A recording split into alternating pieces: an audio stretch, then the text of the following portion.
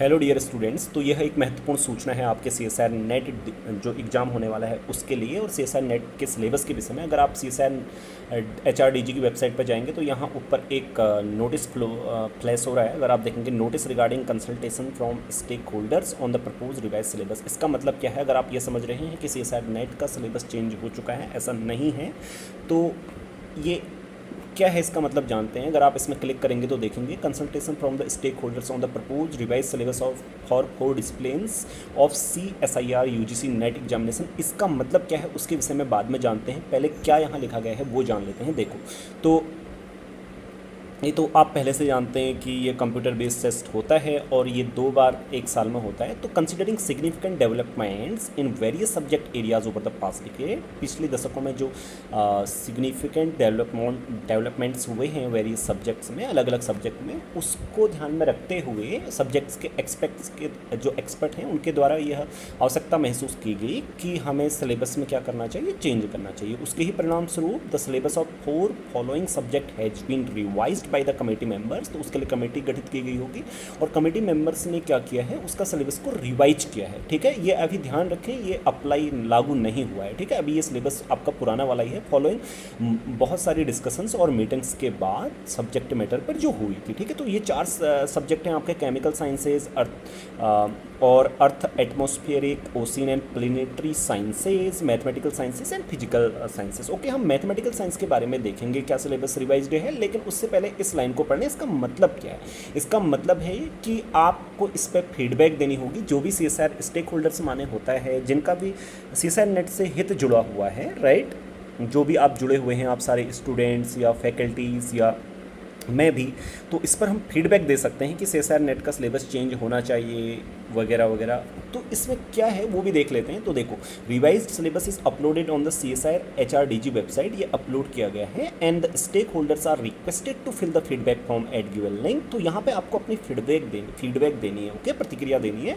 और ये कब तक आप देख सकते हैं? 13 अप्रैल से 14 मई तक ये दिया जा सकता है। More than 1 feedback by the same person will not be entertained. एक ही व्यक्ति के द्वारा दी गई एक से अधिक प्रतिक्रियाओं पर गौर नहीं होगा। ओके, सो यहाँ अगर आप क्लिक करेंगे तो यहाँ पे देखेंगे कि किस प्रकार की आपको फीडबैक देनी है।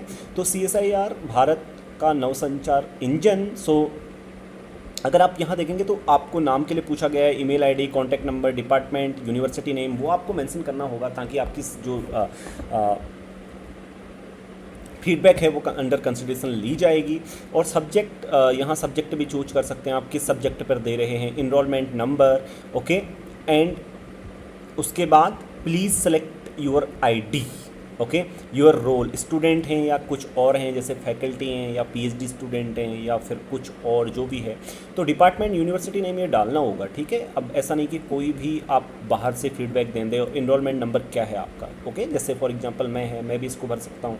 And do you find the revise syllabus relevant to research and academic areas, क्या आप ऐसा समझते हैं? अगर येस तो आप इस पर ऐसे 5 करेंगे, 1 से 5 में आपको रेटिंग करनी है। ओके, तो which area of revise syllabus need improvement, कौन से ऐसे एरिया हैं जिनमें इंप्रूवमेंट चाहिए। How would you describe the overall syllabus scope, आप कितना मतलब ओवरऑल सिलेबस को डिस्क्राइब करेंगे, तो उसमें भी 1 से 5 रेटिंग दी है। इसी तरीके से बहुत सारे क्वेश्चंस पूछे हैं। Relevance to career prospects and inclusion of emerging trends and technologies, clarity and organization of research topics, so which new topics should be added to the syllabus and why, आपको उसको 100 वर्ड्स में लिखना है। तो मैं भी इस विषय में लिखूंगा।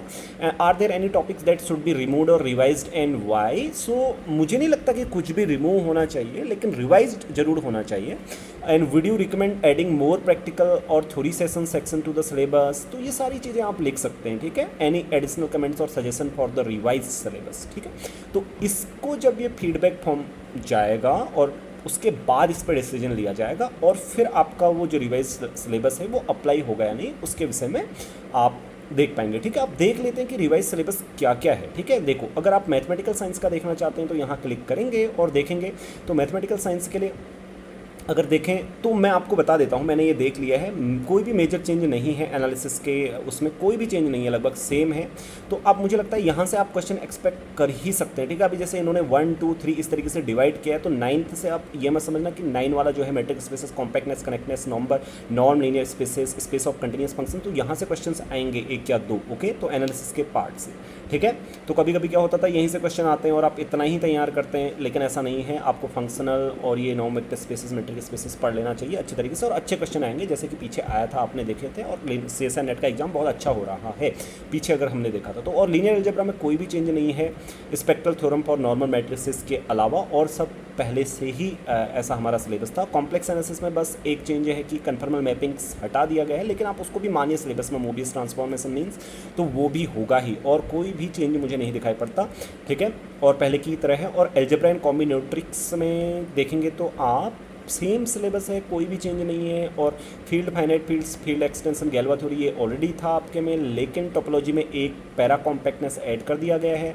तो अभी इन्होंने क्या है कि देखो पैरा कॉम्पैक्टनेस को ऐड किया, तो आप टोपोलॉजी तो अच्छी तरीके से पढ़ के ही जाएं CSIR नेट के लिए, मैं ये कहना चाहता हूँ सिर्फ। और ऑर्डिनरी डिफरेंशियल इक्वेशन में क्या सिलेबस है, पहले आपने कोई आपको चिंता करने की ज़रूरत नहीं है। अगर आप गेट की मैथमेटिक्स पढ़े हुए हैं तो डिट्टो गेट का सिलेबस है, ओके। गेट का जो सिलेबस था वो रख दिया, बहुत सारे टॉपिक्स ऐसे थे जो power series, Frobenius method, same GATE का ही सिलेबस है। आप गेट के सिलेबस के साथ इसको मिला लें तो वही इन्होंने रिवाइज किया है जो पहले था उस पर, ठीक है। तो क्या चेंजेस थे वो ऑलरेडी आप जानते हैं, गेट के सिलेबस में कौन सी चीज़ थी और नेट में नहीं थी, तो वो यहाँ पर ऐड कर दी गई है, ठीक है बस। और पार्शियल डिफरेंशियल इक्वेशन में भी वही किया है जो गेट में आपके टॉपिक्स हैं, वही। जैसे आप डोमेन ऑफ डिपेंडेंस देखेंगे, राइट, सेम है, आप चेक कर लेंगे। तो एक बार ये डू हैमल प्रिंसिपल ये आपके पहले नहीं था, जैसे इसमें ऐड हुआ है, और सब पहले वाली यूनिट तो आपकी थी ही, right.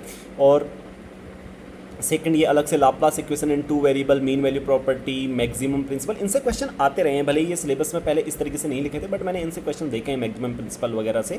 So Fourier methods for Laplace heat and wave equation, तो ये अलग से ऐड हुआ है, तो आप इससे भी क्वेश्चन आएंगे। और न्यूमेरिकल एनालिसिस में सेम वही जो गेट का सिलेबस रहता है वही है, उसके अलावा कुछ भी नहीं है। अगर आप देखेंगे तो गेट का ही पूरा सिलेबस है ये, ठीक है।